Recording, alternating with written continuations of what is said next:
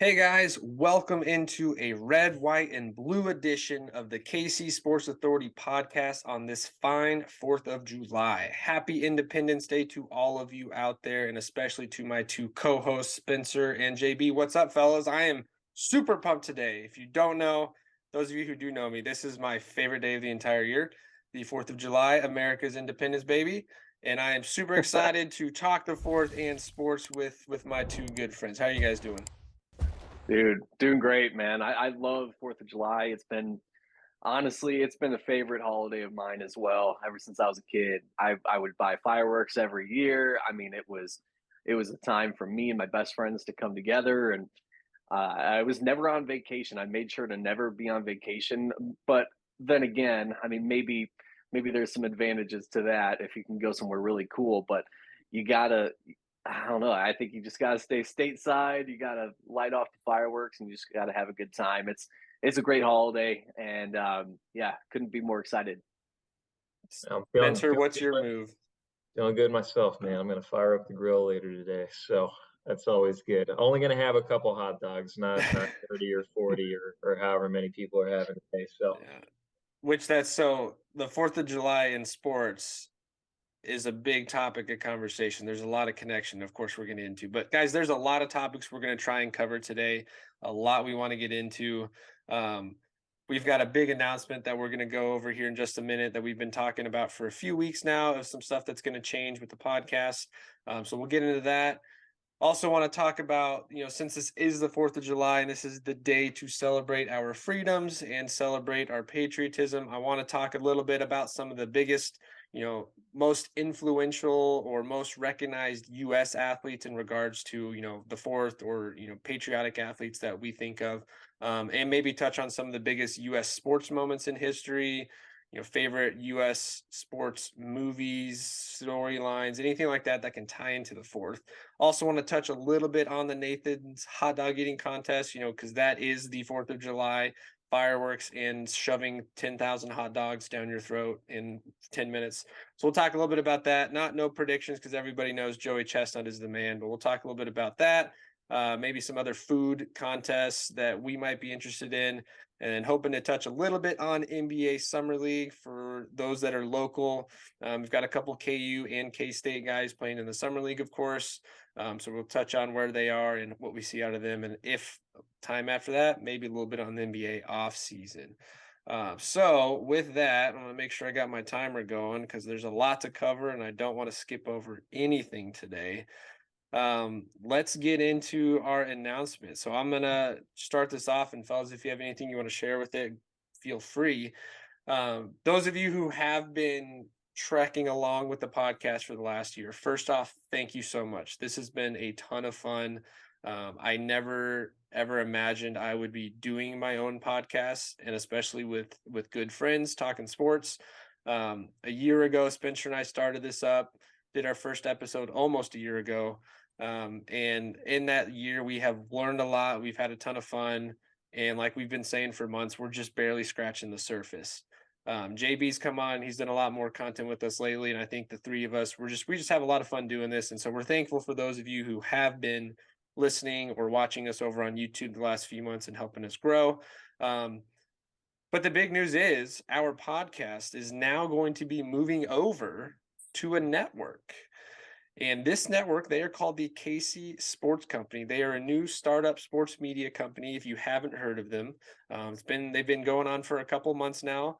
You can find them over on YouTube and Spotify, Facebook, Instagram, TikTok, Twitter, all that.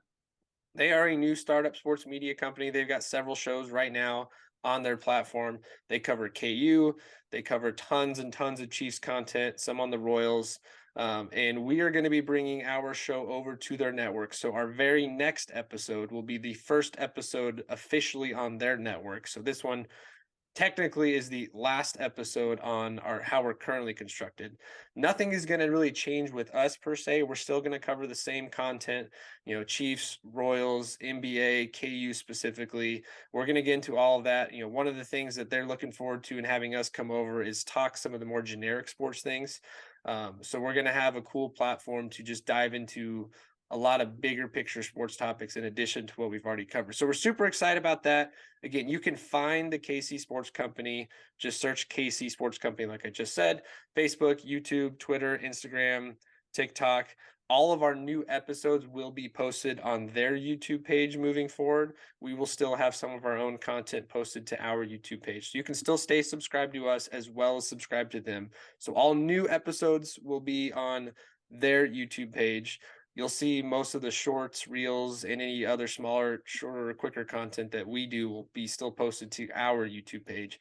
You'll still be able to find us on Spotify like you have been, and I believe you'll be able to see us on a couple other more platforms after that.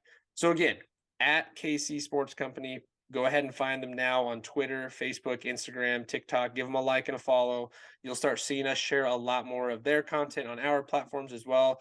Because again, we're not taking any of our own stuff down. We're just going to start partnering with them and be one of the fun premiere shows on their network. So you'll be seeing a lot more content from us. And you'll see a lot more guests and different cross content episodes over there. So super excited about that. Our hard work is paying off.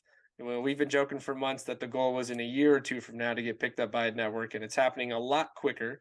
Now, KC Sports Company, they are still growing, so they're still very early on, but we're excited to kind of come in while they're still fresh and new, and hope you guys continue to support us, continue to follow us, and start checking out the rest of their content as well. Guys, anything else you want to mention on that? Yeah, it's a big thing. It's really exciting. It's an exciting time. The biggest thing to just reiterate is we're not technically going anywhere in terms of content. You can always continue to follow us, but this is just an expansion. We're growing, and this is an opportunity for all of our fans to just get even more content, just get even more exposure to what's going on in Kansas City. We wouldn't have done this without the utmost confidence that it would be really positive for you guys, our viewers. So please join in our excitement, and of course, continue to support us. And we'll just be giving you quality content as we go. Oh, absolutely. Yeah, very exciting as well. So basically, yeah, just echoing what you guys are saying. I think it's also really cool that we're being able to join a company that's also growing here. So there's going to be a lot of growing together, which I think is how you build a really solid mold and a solid foundation going forward. So it's going to be really, really exciting to be able to utilize a lot of really talented people and allow them to help us on our journey to grow in viewership and expanding our content and all that. So really exciting stuff. Again, go check them out at KC Sports Company. You can go check out their website, kcsportscompany.com. In addition to all the podcasts that are on there currently and the stuff we will be doing as a company, there's a lot of fun opportunities for you as fans to get involved with down the road. We'll be doing a lot of cool things with them. So just be on the lookout for that stuff. Start following all their platforms and kind of stay tuned with that. Hey, and right. One more thing really quick. If you ever wanted a hat or a shirt for us, for KCSA, and we are coming with the fire, right? Yes, merchandise is in the works. It's in the works. So you know me. I mean, I love rocking any kind of merchandise I can. So I would love to start off a podcast very soon, just rocking our own merch, and I think that's down the line. So but here, coming up shortly. So be ready. All right, let's get into the 4th of July and how sports is connected. So there's obviously plenty of iconic moments in U.S. sports history and iconic players in U.S. sports history that just scream freedom, scream bravery, scream patriotism. I mean, we have a freaking NFL team called the Patriots, even though everyone says America's team is the Dallas Cowboys. So what I want to get into with you guys is some of your favorite athletes in regards to, America, or when we think big stage, the Olympics and things like that. Who are the athletes you guys think that as a nation we recognize with, and that other countries, if they were to point to these several athletes, that they just scream USA? So I'll let you guys kick it off first. I've got a couple of my own, but JB, let's start with you. When you think U.S. patriotic sports professional athlete or college athlete, who's the first couple of names that come to your mind? All right. So I've got something real obvious to some people, but not so obvious coming from me. I am a LeBron guy. Okay. I really am. I really am. But I'm gonna shift gears here because I'm thinking I hear these words dream team popping up in my head. I think of none other than Michael Jordan. And I just can't express how much of an impact, of course, that he's had on the game of basketball. We all know that, and I just think when you combine that with his performance for Team USA, it just doesn't get any better than that. I also just got through watching The Last Dance, so and I haven't changed my mind. I still think LeBron is the greatest of all time, but gosh darn it, that man, Michael Jordan, is pretty great. So his performance was tremendous, and I instantly thought of him. Spencer, how about you? Oh man, there's a couple that I really think of. Obviously, the Olympics is really the time where a lot of that comes out. The gymnastics team from 2016, the absolute sheer dominance, Oh yeah. from beginning to end. Simone Biles just dominating everything. Yes. And obviously, Michael Phelps having more gold medals than I have gym sessions in the past 2 years. Probably the greatest U.S. athlete on an international level, Yeah, I would agree.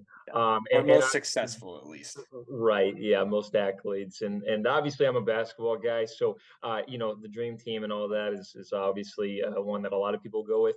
One that I think is very underappreciated, and they did get a special on Netflix about last year, is the 2008 team, the basketball team, the Redeem team. I Mhm. don't think people recognize how important that team was because of how embarrassing the 2004 Olympics was for us. And especially now, the way basketball is growing to more of an international sport, the days of U.S. dominance is going to be very limited. Like, people have seen our FIBA roster, and there's questions on that. But that Redeem team, that's, you had the best players in the entire country come back to, really take back some of the pride that we lost the previous year, because really since the dream team we hadn't had a whole lot of success in the Olympics. So I think that 2018 was really important. But those are the ones that always stick out to me. So for me, I wanted to touch on, and I agree with everything you guys said. And there's dozens and dozens and dozens. One of my all-time favorite athletes, which I'm going to get a lot of hate for saying this, is Tom Brady. And Tom Brady was the quarterback of the Patriots, who I will say is America's team, or at least was America's team while he was there. It does not get more patriotic than playing for the Patriots. So I think Tom Brady's up there as one of the most recognizable icons of U.S. sports. But baseball is one of those sports that is often tied to the fourth summertime pastime. And, baseball is America's pastime sport, even though it does not maybe hold the same weight it does today as it used to back in the days, Babe Ruth, Ted Williams, Hank Aaron, a lot of those guys who carried that sport for generations. I think today, though, baseball on an international level is still a giant sport. And so having guys like Mike Trout and Bryce Harper, Aaron Judge, those are probably three of the biggest faces of baseball on an international level that represent the United States, especially in a day and age where you have a non-American like Shohei Ohtani dominating the sport and probably being the most iconic athlete in the world right now, some could argue. But yeah, you think of guys like Mike Trout, Bryce Harper. I think, on a local level, being a Royals fan, the young guys like Bobby Witt being the face of your franchise. I think just baseball in general has always been tied to, and we'll talk about it in a moment, but I think one of the most iconic moments in U.S. sports history, or several of them, revolve around baseball, and I'll bring that up in just a moment. But when I go to football, you got to go back a little bit, but for a lot of people, it was Roger Staubach with the Cowboys. Obviously, you could touch on a guy like Pat Tillman being one of the most patriotic athletes of all time and literally sacrificing his life by serving in the military, leaving his football career. Basketball, obviously, you've got the dream team. and the Olympic gold medals there, and that's hard to argue with. I wanted to throw a couple real throwbacks in the olden days. One, and these are U.S. Olympic athletes as well. But the local Kansas guy, Jim Ryan, an iconic runner back in the day. Even back before then, Jesse Owens. Jesse Owens, again, one of the more iconic U.S. Olympic athletes and track stars in U.S. history. I remember one of my first sports projects I did in school was a biography on Jesse Owens. So those are some of the guys I think of. Obviously, there's tons and tons. On a more local level, I posted this morning on our Twitter account. The fact that KU got to play in the U.S. international games a couple of years ago and got represented as the U.S. team, and there's very few things in KU sports history on an international level than seeing Frank Mason walk with the flag behind him after taking home the gold. That was super exciting. And that'll definitely live on for sure. But let's talk now some of the biggest moments in U.S. sports history. Obviously, I think one of the most obvious ones that comes to everyone's mind is the Miracle on Ice hockey team that had no expectations of doing anything, had probably the biggest underdog in Olympic hockey history, going up against the stud team in Russia. And the fact that it was during an iconic time in our nation with the back and forth we've had with Russia for years and years, and at the height of the Soviet Union, the fact that these boys scrapped together under Herb Jones, just an impressive comeback. I mean, I think everyone's seen the movie. I think that to me is one of the most iconic sports moments, even though it's not directly tied to the fourth, but it is one of the moments you think of as a U.S. sports fan on the biggest stage. Then you go to anytime the U.S. is in the World Cup, and we haven't been great as of late, but anytime the U.S. is in the World Cup, men's or women's side, that's just a huge time for the country to come together as U.S. sports fans. And I think the theme you guys will see in some of these as we're talking is I'm a big proponent of, I think sports can unite a lot of people. Spencer and I have been friends for several years, and there are plenty of things him and I disagree on when it comes to life. But when it comes to sports, there are few things that get us put together and on the same page as sports do. And I think that's the same for most of you guys. So you two, are there some other iconic sports moments come into your mind, whether it's regards to the fourth, something with baseball, or just in general, big U.S. sports moments that, really capture the freedom we have as American citizens to play, but also that just kind of unite the country as a whole? Oh man. And I'm hoping neither one of you shares the one that I want to share. I have a bit of a stretch, and you guys can say this doesn't count if you want. But I grew up a big professional wrestling fan. So I was a big WWE guy.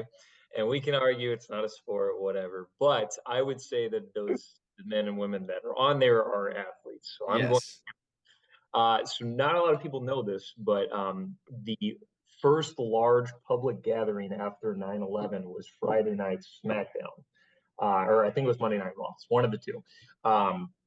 And Lillian Garcia was the ring announcer. She's a longtime ring announcer in WWE. She sung the national anthem, and it was the first time that somebody sang it again after that event happened. And they've done a lot of specials on it and a lot of interviews on it. And that was one of the first times people got reunited after that event. So that's always an event that I remember. And again, we can say it's not a sport, whatever, but I do think that was one of the most uniting ones after that. And then the other one would be after Hurricane Katrina, the first Saints game where they had the blocked punt into into a touchdown. I think that was something that definitely showed. It was a really big struggle for a city in America, and so again, the sport. There's so much death, so much tragedy, and the sport kind of brought everyone together and kind of took them out of a place where they can go and go somewhere else and actually enjoy themselves. So those are the two big moments that I always think of. Definitely. And JB, before you go, I'm going to jump in here because that leads into what I was going to do. And I'm even, as we're talking about it, I'm watching this again on YouTube. And when President Bush came out and threw that first pitch at Game 3 of the World Series. That even just sitting here watching right now, man, it just gives me goosebumps. It doesn't matter whether you're a Democrat, Republican, Yankees fan, hate the Yankees, Red Sox, doesn't even matter. That moment happening after such a tragic time in our country, man, just sitting here watching it, yeah, it just gives me the chills seeing him walk out there, no security on him, throws a freaking bullet down the middle for a strike. The crowd's going nuts. Everyone's excited. It's for me, that's one of the most iconic sports moments in U.S. history for sure. And I think it was, we were all fairly young when that happened, but I remember watching that. It's just that was just really cool to see. So for me, that's my biggest one for sure. Oh gosh, I can't top any of those. This is gonna be bad. This is gonna be bad. I can't top any of those, but um, gosh, I don't know why I just thought about this, but the Super Bowl win over Philly. I mean, I just think Philadelphia, of course, it's a very patriotic city, and I just that was instantly what I thought of. It's probably not in the grand scheme of things on the level of what you guys are talking about. So maybe I just look like an idiot, but yeah, I totally agree with both of you. I think Spencer, I think you are right. You know, professional wrestling is a sport. I used to watch it myself too. So um, yeah, we of course could go on, but um, very, very powerful moments for sure. Yeah, and then even going to baseball, there's tons of Mark McGuire hits home run number 62. Barry Bonds sets the record. Yeah, there's just all these big iconic moments. You've got some tragic ones too, but yeah, I think just sports in America are really two things that go together very well. And there's just so many big U.S. historic moments that are also tied to sports. I think just a couple years ago, the comeback Tiger Woods had in winning the Masters. I'm not a big golf guy, but I watched his entire day coming down the stretch because everyone just wanted to see that moment. I think as U.S. sports fan, you're always looking for that heroic storyline to someone to come back and beat the odds. And now I'm thinking to Derek Jeter's final game in the Yankees uniform. It's still very iconic member of the U.S. sports team. Watching him get the go ahead run, getting the final out. I think to the Kobe Bryant's final game, dropping 60. 60. Yeah. Rest in peace. Just so many iconic moments. For me, growing up watching a lot of Patriots Super Bowls, there's the stupid David Tyree catch on the helmet with the Giants, and again, just big epic moments in sports that are always tied to U.S. stuff. So I don't know. I just thought that it was very relevant to discuss, being the 4th of July, and one of the other most iconic sporting events that happens on the 4th every year is the Nathan's hot dog eating contest. And if you have never watched it, you have to watch it, even just one time. It's disgusting. It's great. It's fantastic. They do a bunch of other things throughout the day too, pies and other foods and things. But nothing is more iconic than the Nathan's hot dog eating contest on the 4th of July. Watching these competitors just down dozens and dozens of hot dogs down their gullets. And Joey Chestnut, one of the greatest American athletes, if you want to call him that, has his record. He's going up against it again today. He's won it like 15 times over the last 16 years, something ridiculous like that. Have you guys watched it? Do you watch it every year? What's your take on the hot dog eating contest? Dude, I've watched it. I need to watch more. My dad and I used to love watching it together, and he would always just be in awe of the way that people can just shovel hot dog after hot dog after hot dog down, Especially in um, 10 minutes. especially in 10 minutes, and it's just wild to me because it's. I mean, we would talk about how their stomachs must be like their physical stomachs, not just their belly or their gut, but their physical stomach must be super, super huge and just. I mean, we would be amazed by it. But we used to basically just talk about how many we think we can get down and before we just bow out. And for me, in 10 minutes, I mean, what could I do? Six? I don't know. And that was a question I was going to ask all three of us: is how many do we think we could do in 10 minutes. And hopefully that is never an episode we ever record of us actually doing that. But yeah, so JB, you think you could only do 6 in 10 minutes? Probably. I mean, I'm not. Would I'm not you that be excited. are you gonna be the guy that's dunking it in the water, or are you just going straight dog on bun, no condiments, dry? You know, what's your game plan there? Because for me, Man, I don't care how many I'm gonna eat. It's gotta have ketchup or barbecue sauce, something on it to make it easier. yeah, it's tough. You know, I would probably.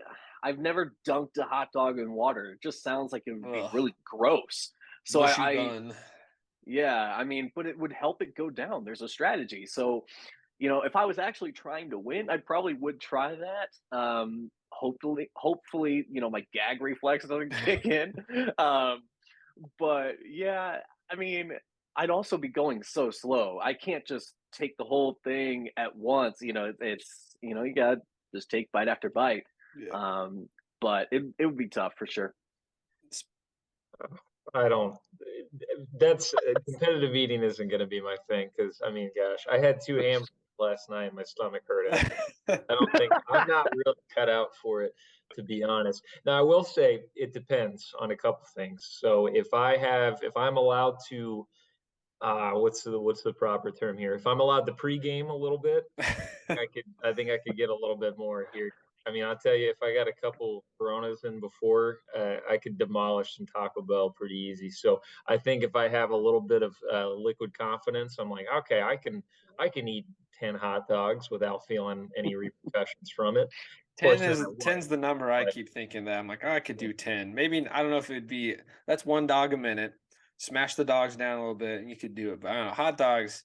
I mean, I could do when you go to like Dollar Night at the K, I always get at least 4 hot dogs because it's so cheap. I could probably do 8, but you're doing that over the course of the whole game. yeah, Yeah. I mean, his record, which oddly enough sets it 2 years ago, which is also kind of cool. 76 hot dogs, you know, July 4th, 1776. Does that on July 4th. That is really cool. So 76 hot dogs is his record. He's going for 77 or 78 today. Um, that's just nuts. But are there other food challenges you think you guys would like? For me, I would love to do a chicken wing eating contest. I don't know how many I could do, but just load me up a giant plate of chicken Mhm. wings. Let me go. I think that would be a lot of fun. Maybe Oreos. I do like a lot of Oreos. I feel like I could down, you know, a couple Oreo sleeves in a few minutes. But is there a food challenge you would want to take on? I got one thing y'all are not beating me on. There's no shot, no shot. White Castle. Have you oh, ever had I'm, White Castle? yeah. If you give me a crate, I don't know how fast I can take down a crate case of 30 White Castle burgers, but man, I mean, I used to. That's the one thing that me and my dad used to talk about all the time. Was White Castle, and I mean, he took. I now my dad exaggerates, but he was like in a White Castle eating contest one time, and I remember that he won by psyching out the opponent of his by ordering another plate of like 10 hot dogs, ordering another plate of 10 sliders, and they were just like, "Oh no, I can't do this," and they just left. And he won. Now I could totally top that. Of course, I could. I mean, a crave case is 30, and I wouldn't be surprised if I could do a crave case and a half. I'm not putting Wow. a time limit on it, but in terms Yeah. of like how many you can eat until you're full, I wouldn't be surprised. I mean, it's for me, and especially if it's something I love, like White Castle, Yeah, those little I mini could dominate. sliders, you can, you know, 1, 2 bites, you're good to go. You can work Yeah, through them. But that's you're talking like 50 burgers right there, even though they're small. That's a ton. But Is more power to you. But Spencer, what's your challenge you would take on? oh man, how about chewable Tums? An option. No joke. We're all getting closer to 30 than we are 20 now. So Tums and Pepto Bismol, man. That is part of a healthy breakfast for sure. I would say so. Now, if I had to, like, fate of the universe, the Martians have the death beam pointed at at Earth, as Max Kellerman would say. I want the crispy Chipotle crispy chicken tacos at Taco Bell. They just brought them back. I've had like 7 in the past 2 days, and I think I could do pretty well on those. They're really good. They're not that big, and they got lettuce, so they got some like cooling properties, Yeah. going down. So that would be my one pick, and it's very niche because they only come around once every Yeah. 20 years, like an asteroid. But I think that would be the food I could do the most damage on. I think the ones that would be hardest is like I've seen a lot of like pie and cake challenges. Like I would do a donut eating challenge for sure, but when you're talking about all that sugar, oh my gosh, No it just sugar, weighs you no. down. But like I don't know, we could sit here and it's so easy to just eat an entire bag of chips that I feel like, you give me 2 or 3 or 4 bags of Doritos, I could probably sit down and eat 3 or 4 bags, maybe over the course of the whole day. But yeah, any of these time challenges, that's just crazy. We do still have to call them athletes because they do train for this and figure out, the strategy. I don't know. That's insane. So best of luck to him today. Hopefully he does break that record because if he does, I'll get some cash coming my way. Made a couple hot dogs eating contest bets. But then even on the women's side, gosh, now I'm forgetting her name. Shoot. There was one named Glizzy No, Lizzy. there's the Glizzy Lizzy. Gosh, that's not who I'm thinking of. I gotta look her up real quick because now it's bothering me. I know who you're Um, talking about. She's the betting favorite. Mickey Sudo. Yeah, Mickey Yeah. Sudo. Yeah. I think her record's 43 and a half or something like that. That's just impressive that a woman could down that many glizzies. Yeah. But no, Can we do away with Spencer. it? Yeah, so Spencer doing Tums. That is going to be a moment that I'm going to go back and cut out and save, and that's definitely something we're posting later because that was hilarious. All right, so Nathan's eating a hot dog contest. In honor of that, Spencer's having a hot dog today. I am also going to be doing dogs and burgers and brats at some point today. It just feels right. Okay, let's shift into some NBA Summer League talk here before we wrap up. On the KU side, we've got 5 former KU players in the Summer League. Obviously, you guys remember Grady and Jalen both got drafted about a week and a half ago now. So let's start with the Raptors. Grady Dick and David McCormick, the national champion hero, are both playing in the Summer League games for the Toronto Raptors. Super excited for Dave because he didn't get to play in the NBA last year. Maybe he'll find a spot on a team in the G League this year. That'd be exciting. And of course, Grady gets to debut his NBA career in the G League with him. Then you've got former great Udoka Azubuike, who played for the Jazz last year, is now a free agent, but is on the Celtics Summer League team. And actually, this is an important Summer League for him because they do need a backup big with some of the moves they had. They just lost Muscala in a trade. For Porzingis, so they do need a big guy to come in and back up Porzingis and Robert Williams and play with them. So big summer league for him. Obviously, Ochai gets drafted last year by the Jazz. Didn't really come onto the scene till the end of the season, but he made his summer league debut actually last night for this year and had 17 points with a couple threes. Unfortunately, got destroyed on a Chet Holmgren block, but if you take that moment out, anytime you go up against a 7'2" guy with an 8-foot wingspan, that's trouble. But he still had an impressive showing, had a couple steals, open threes, that kind of stuff. Jalen Wilson, of course, with the Brooklyn Nets, is the 5th man there, the 5th KU player on a summer league roster. Excited to see his debut again. I think he's on a team where he's got a chance to really carve out a role and figure out what he could be on a young core of a team that's looking to develop. Then there was a guy that we thought we were going to see in summer league, but because of his play down the stretch and in the playoffs, he does not need to play because they already know what they have in him. That is Christian Brown with the Nuggets.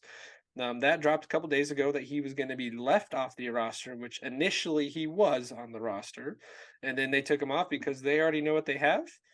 Bruce Brown goes and signs with Pacers, and now Christian Brown gets an opportunity to showcase what he's capable of, and he doesn't have to do that in the summer league because they already know he's good enough. So that was exciting that he didn't have to be on a roster because that means he's already on good standing. I can't remember. They did just sign. I think they signed Justin Holiday as a veteran wing, so he's still got some competition for minutes. But that could mean the stock is going to continue to rise on him. So with those guys on the team, and I guess I can go ahead and pull up K-State ones. I did not prepare this ahead of time, but obviously Keontae Johnson on the Thunder. Really good fit. I actually love that fit a lot for him. They just have so much young talent, and anybody that's an athlete on that team is going to be successful. And of course, Marquise Noel signed a 2-way contract with the Raptors, so he'll be playing with Grady and Dave. I think Marquise is going to destroy Summer League, and I think he's also going to ball up in the G League, forcing the Raptors' hands to play him at some point in the season. Um, but yeah, Summer League. Anything you guys want to touch on there? Did you guys watch any games or highlights last night? I caught a little bit of it. Yeah. Only the ones that are on ESPN because I'm not paying for NBA TV. But Summer League is officially underway. It Yeah, is. We've already had some huge highlights on Twitter. I don't know about you, Spencer, if you saw any. yeah. No, Keegan Murray looked phenomenal. You have a guy that was a playoff starter, still playing summer league. I like that. I think if you're under 23, just go ahead and play in the summer league if they invite you. Even if it's just one game. Even if it's just one game, just go out there. But I'm excited. I think the KU guys are going to do really well. I think Grady's going to do really well. Ochai looked great. To your point, he did get demolished. Would be a proper term. Chet Holmgren. Chet Holmgren looked great. Pretty I solid. He He's got some rust he to put get off, on but like 13 he put on pounds. 15 Yeah. like 13 Yeah. pounds muscle. You can I'm actually see the definition on him now too. right. He's a guy. I mean, I figured this was going to be he was going to be another like Joel Embiid kind of guy where injuries first season are out, and obviously Joel's a couple seasons, but he's a guy to really keep an eye on because I think his game is going to translate a lot better than people think, and he's not obviously. Wembanyama's got some, physical traits over him, but that's another guy that people are like, oh, we've never seen anything like Wembanyama. Chad Holmgren's pretty close. He can handle the ball. He can shoot. He's 7-footer that has ball handling and shooting ability. So he's definitely someone to watch. And I'm really hoping that Ochai has a strong summer league and it leads to him getting a lot more minutes during the regular season. Yeah, he should be the starter 2 guard. Should I know be. they because it sounds like they're still going to keep bringing Sexton off the bench, or look to trade him. I know they also drafted Keontae George, and they still brought back Jordan Clarkson, but he's got the ability to carve out his spot there. And the Jazz, I think, are to me the Jazz and the Thunder are 2 teams to look out for next year that could make a lot of noise, especially if Chet is healthy. He's listed as the 3rd best odds for Rookie of the Year since he didn't play last year. He's eligible for it. So if you're looking for a bet on Rookie of the Year, obviously Wembanyama is the overwhelming favorite. But I could see plenty of scenarios where Wembanyama does not win that, and Chet Holmgren would be a sneaky one. But yeah, Summer League's exciting. It's great to see a lot of these rookies get out there. I think watching Scoot Henderson and Shaden Sharp for however many games they play is going to be exciting. And just a lot of young talent. For me, when watching Summer League, what it really makes me want to see more of, and I'm hoping the NBA gets there at some point, is they really start pushing the G League and advertising it, showing games, getting access to the fans, officially adopted as like a minor league type. I know they kind of do, but not every team has a G League affiliate yet. But for me, it's just so exciting to see these guys because not all of them are going to get the opportunity at the big stage, and so this is their way to come out and showcase what they're capable of. But out of those KU guys, who do you think has the most pressure on them to have a successful summer league in regards to their career? And for me, it's Azubuike. Yeah. He's been hurt, but in the moments he got with the Jazz, I thought almost played himself into the consistent backup big. Obviously, he's not going to overtake Walker Kessler, but for me, it's Udoka. I think he's got to have a huge, summer to showcase that he could be a capable backup. Be an anchor in the paint defensively. Showcase a little bit of the ability to score. But what are your guys' thoughts on those? I think obviously we could sit here and name any one of them need to have a big summer league. But who's the one that needs to have the biggest, or who's the one that you think could impress us the most in summer league? Yeah, I would have said. I think the first name that popped in my head was Udoka. I hate to see him not be picked back up by the Jazz and sign a new contract, but if that leads to a better opportunity, then I'm all for it. I think he is widely underrated, and maybe I'm a little bit biased. Maybe I'm a KU homer, but I just think he has so much size. He has so much of a knack for shot blocking timing, if that's how you want to put it. You know, he's a great talent, and I think he's a lot better than most people are, or most NBA execs are really seeing. I don't think he's getting the time on the floor to really showcase his talent. I will say, you know, if I fast forward a couple seasons in NBA 2K, I mean, he's out there, he's starting. So I don't, maybe 2K is onto something that the NBA executives need to be onto. I don't know. But I think he's got a lot of pressure for sure. You had mentioned earlier that he has an opportunity to define a role as a backup big with the Celtics, and I think that's absolutely true.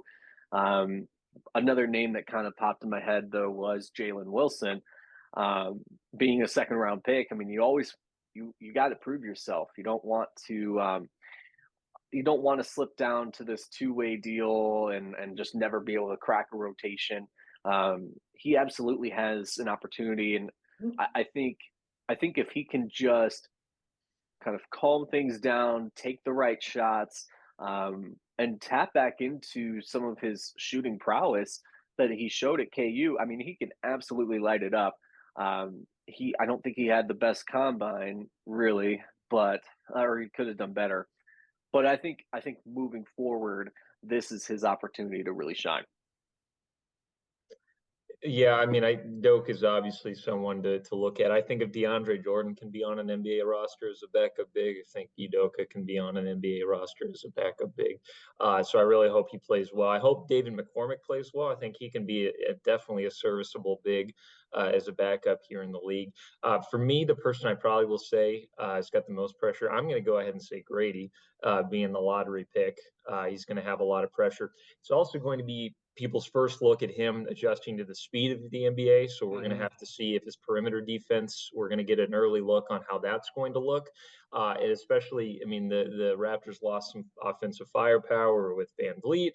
So now it's going to be, Grady might have, higher responsibility offensively. So I think he's got a lot to prove. And I think there's actually really high expectations for him in Toronto to help replace some of the shooting that they lost with Fred Van Vliet.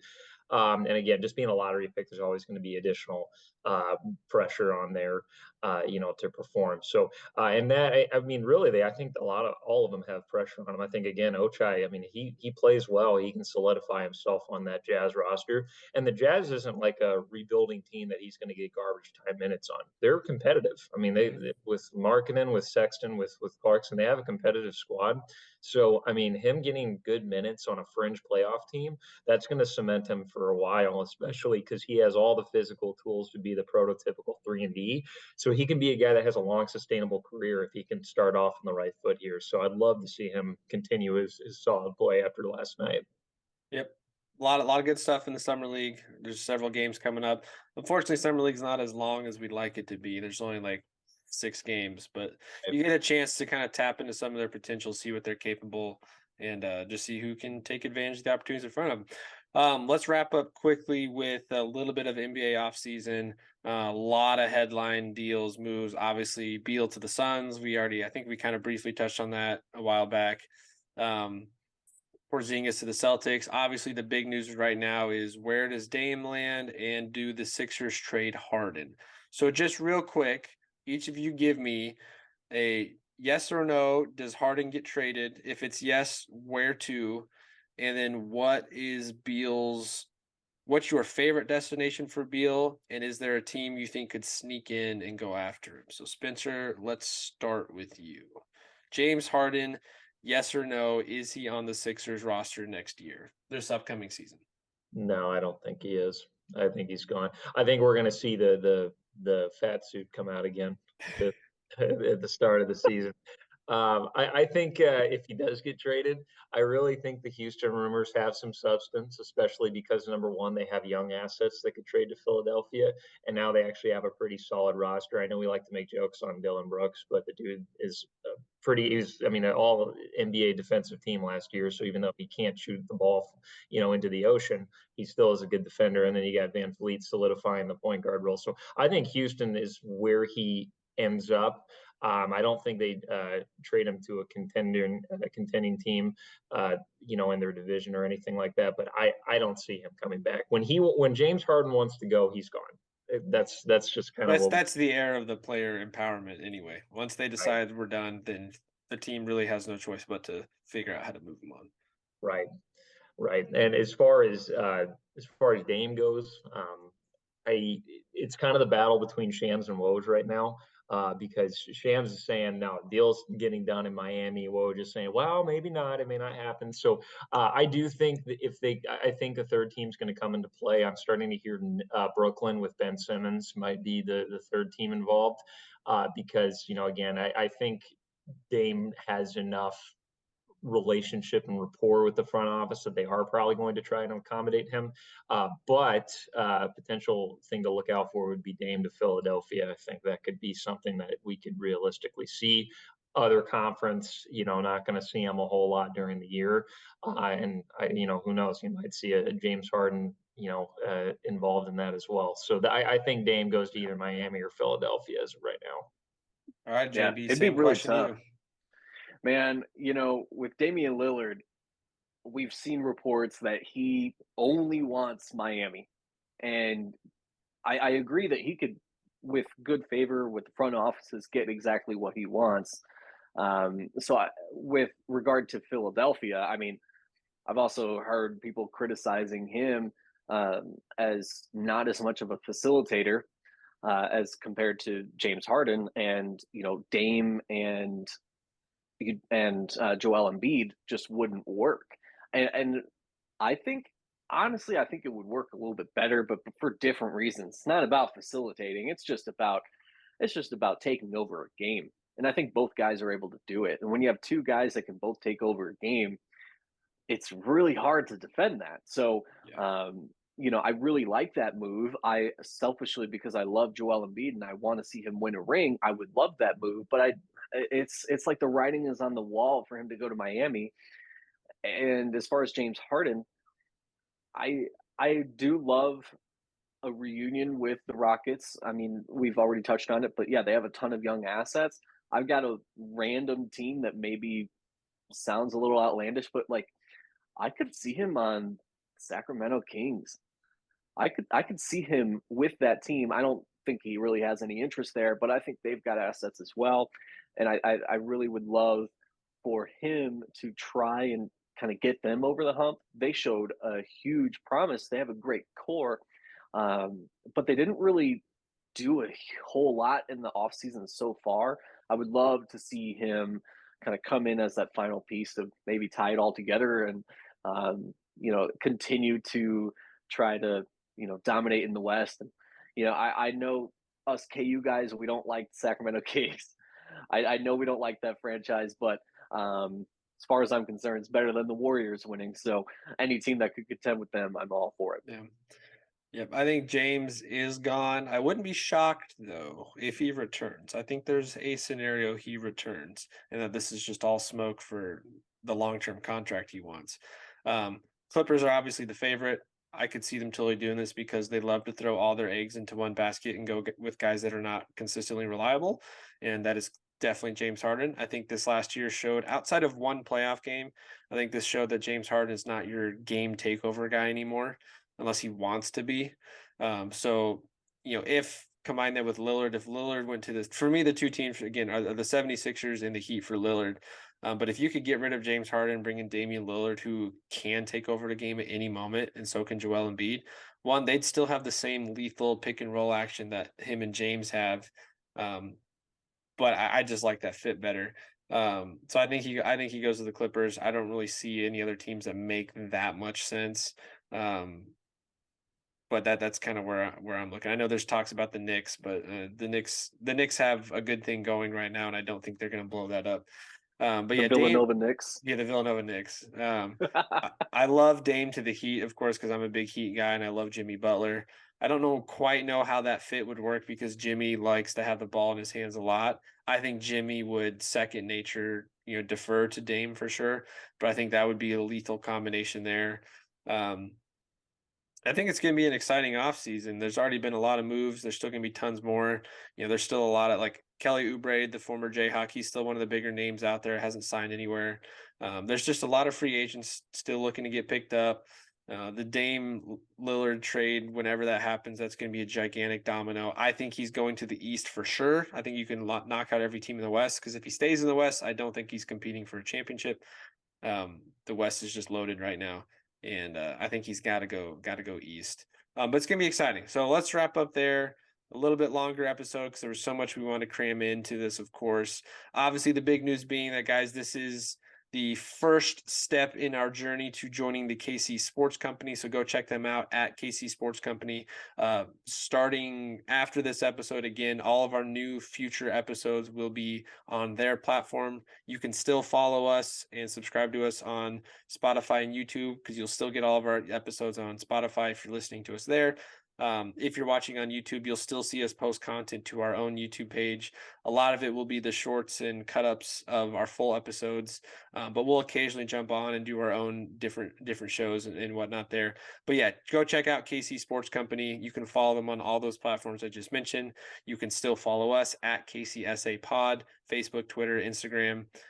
Subscribe to both our platforms, guys. Get on now, because there's gonna be a lot of exciting things with the KC Sports Company, and we are super pumped to join them. So go ahead and follow them.